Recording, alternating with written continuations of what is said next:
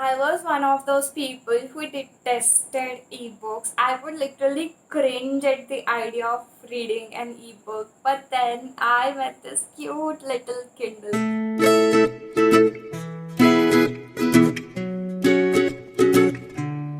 Hi everyone, welcome back to my channel Picker Books. I'm Komal and in today's video I'll be reviewing my 6-month experience with Kindle. It was during my birthday that Hari, the obvious mystery from Bookstagram, persuaded me to get a Kindle. And at first I was against it, and later I got pretty convinced. And I asked my sister to get me Kindle as my birthday present. And by far, it's the best gift I could ever get, and the best investment a reader can make. So it's almost close to 6 months that I got my Kindle, and I read 20 freaking books on my Kindle. And I didn't even realize how many books I read until I sat down and counted the number of books I read to make this video. And I know there are a lot of people who are very skeptical about making this purchase. Trust me, even I was one of them. But you see, this is the best investment, and this video is for you guys, so keep watching.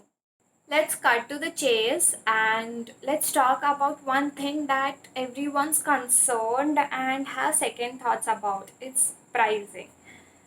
So let's do a little math, okay? Take the example of the basic Kindle that starts at 8,000 now and 8,000 rupees now. And as I said, I read close to 20 books in last 6 months. So let's take the average price of a book to be 200 rupees. So I read close to 4,000 rupees worth of books in last 6 months. Suppose I'll read the same amount of books for the next 6 months as well.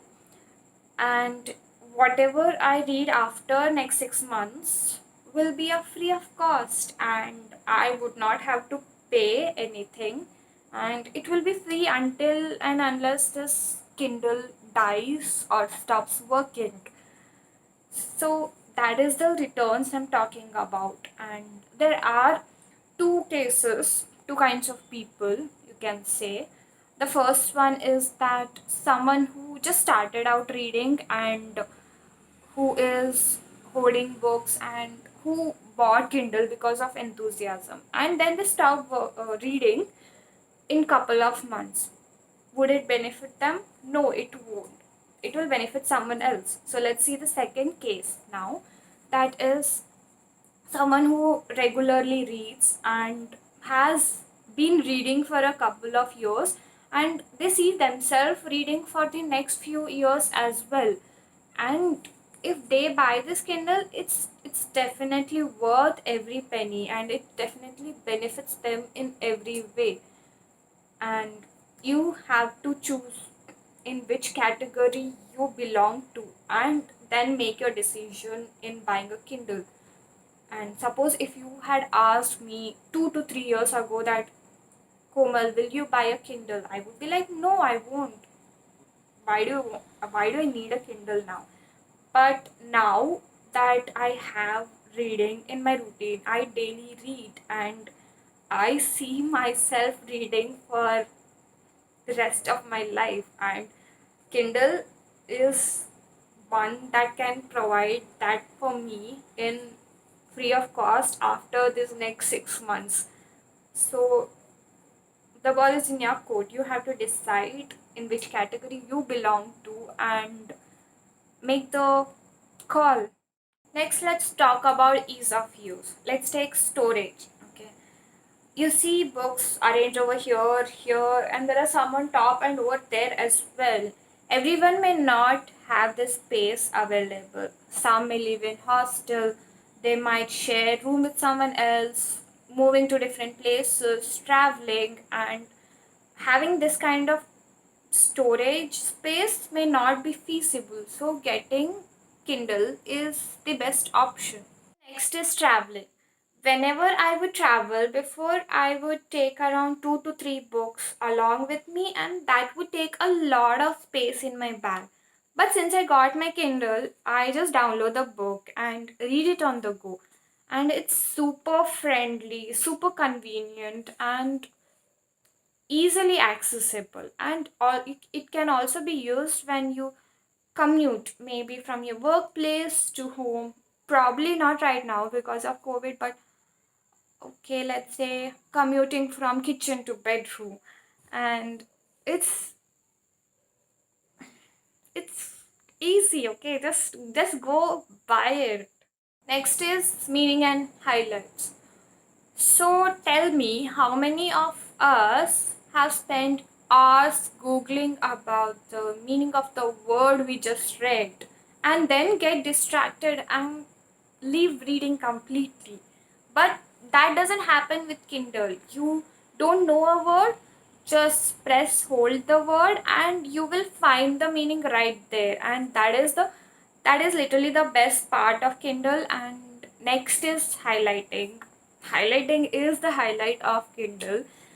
Whenever a small little line intrigues me, I just highlight it, and later, after completing a chapter or the book, I go through them.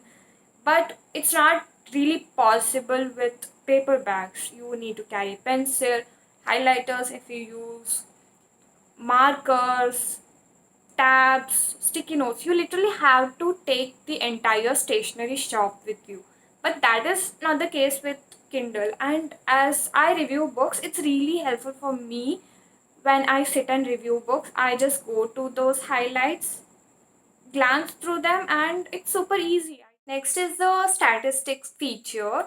That is, it says how much time is left in the chapter, in the book, and how much percentage of the book you completed. And it's really so good to estimate how much time in how much time you can finish this book. And it's really one of the good thing about Kindle. Next is reading in dark, and this is by far one of the best features of Kindle because you can't really read books at night without turning on the lights. And I usually prefer reading at night time. I read for hours before sleeping, and if I'm sleeping alone, I will turn on the light and read. But if I'm sleeping with my mom, then I feel guilty that I've turned on the light and it might disturb her. So during that nights I try to read on my Kindle, and it I can go on for hours without even straining my eyes, and it is glare free, and I don't know if it is clearly visible, but it is not like the mobile screen that we use. It has built-in light, glare free, and it does not affect your eyes even if you read for hours together. And also, one thing is that when you are reading, when you lie down and read, if you are reading thick books or hardcovers, there is chances that it might fall on your face and smash your nose. But with Kindle, it's not really possible. So I have experienced that. So keeping that in mind, please go for Kindle. Next is reading books that are not easily available. So there are a lot of books that are not available in specific countries. Either they are banned or they are priced really high, or they have not released in that specific country. And I'm thankful for Kindle because I could read so many of such books, and also the books that are priced really high that I can't afford them, but I also want to read them. And Kindle really helps me to read such books. That's it for today's video. If you enjoy watching this video, please leave a like, share it with your friends, and subscribe to my channel Pick Up Books. And I'll be back with another video. Until then, take care. Bye bye.